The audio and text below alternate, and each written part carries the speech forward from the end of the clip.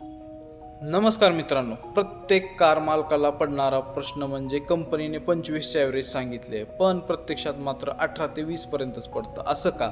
याचं कारण काय? तर कारण जाणून घेण्यासाठी ही रील पूर्ण वेळ बघा मित्रांनो. कंपनी ॲव्हरेज आणि रोडवरती आपण ज्यावेळेस गाडी चालवतो याच्यामध्ये जमीन आसमानचा फरक असतो.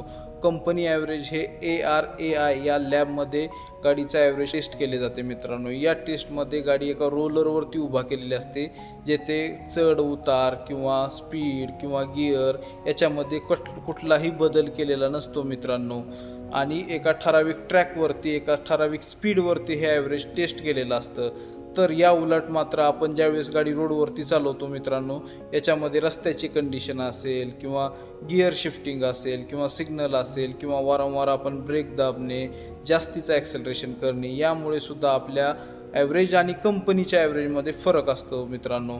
तर ॲव्हरेज का कमी होतं? वारंवार आपण जे ब्रेक लावतो, गिअर बदलतो किंवा गाडी ओव्हरलोड असणं, गाडीमध्ये 5 माणसं प्लस सामान असणं, यामुळे सुद्धा गाडीचं ॲव्हरेज कमी पडतं किंवा गाडीच्या टायरमध्ये हवा कमी असणं, हे याच्यामुळे सुद्धा गाडीचे ॲव्हरेज कमी पडतं. आणि गाडीचं ॲव्हरेज कसं वाढवायचं मित्रांनो? सगळ्यात महत्त्वाचं आहे एअर फिल्टर साफ असला पाहिजे, इंजिन ऑइल लेवल असली पाहिजे, गाडीच्या टायरमध्ये योग्य ती हवा असली पाहिजे, तसेच जे काही एक्स्ट्रा सामान असेल तर ते नसलं पाहिजे गाडीमध्ये. सगळ्यात महत्त्वाची गोष्ट आहे मित्रांनो, ज्यावेळेस आपण गाडी चालवतो त्यावेळेस खिडक्या या उघड्या नाही ठेवल्या पाहिजे, जेणेकरून एअर ड्रॅग हा वाढतो मित्रांनो. खिडक्या जर उघड्या असल्या तर खिडक्या नेहमी बंद ठेवा. ACचा वापर हा कमी केला पाहिजे. ACचा वापर जास्त प्रमाणात असेल तर 5 ते 10% हा इंजिनवरती लोड येतो, जेणेकरून मग परत ॲव्हरेज कमी होतो. तर मित्रांनो, अशा प्रकारे आपण ॲव्हरेज वाढवू शकतो.